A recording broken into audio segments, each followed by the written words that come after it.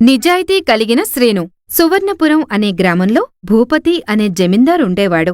అతను ఒకరోజు డబ్బు మరియు నగలు తీసుకుని వస్తున్నాడు. ఆ దారిలో దొంగల భయం ఎక్కువ. ఈ దారిలో దొంగలు ఎక్కువ.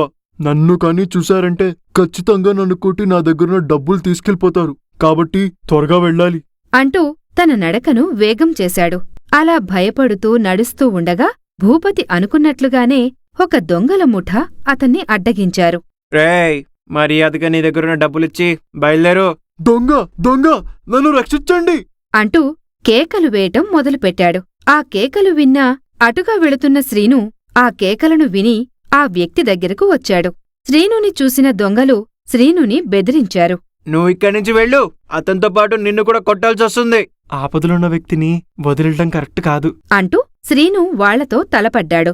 శ్రీను బలవంతుడు కావటంతో దొంగలు తట్టుకోలేక అక్కడ్నుంచి పారిపోయారు. భూపతి ఎంతో సంతోషించాడు. నాయనా, నువ్వెవరివో నాకు తెలీదు, కాని నాకు చాలా పెద్ద సాయం చేశావు. నీకేం కావాలో అడుగు. అయ్యా, నాకేమొద్దు. మీ దగ్గర ఏదైనా పనుంటే ఇప్పించండి. అలాగే, నాతో రా అని శ్రీనుని తనతో పాటు తీసుకువెళ్లి పనిప్పిస్తాడు. దాంతో శ్రీను ఎంతో సంతోషిస్తాడు. నువ్వు పగలంతా పనిచేసుకుని ఇక్కడే ఉండు. అయ్యా, మీరు చెప్పినట్టే నేను పనిచేస్తాను. కానీ నేనిక్కడుండలేను. నాకొక గుడిసిప్పిచ్చరా అని అడగటంతో భూపతి ఒప్పుకున్నాడు. శ్రీను భూపతి దగ్గర కష్టపడుతూ నమ్మకంగా పనిచేశాడు.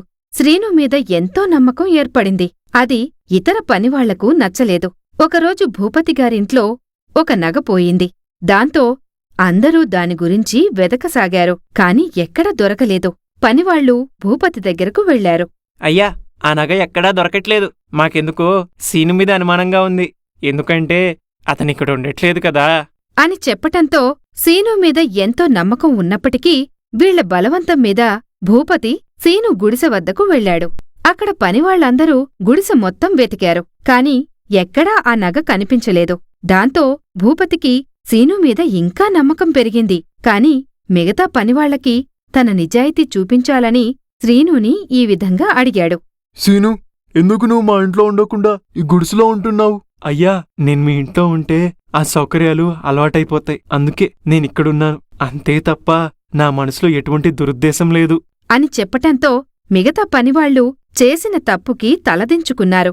ఈ కథలోని నీతి: నిజాయితీకి ఎప్పుడైనా తగిన బహుమానం లభిస్తుంది.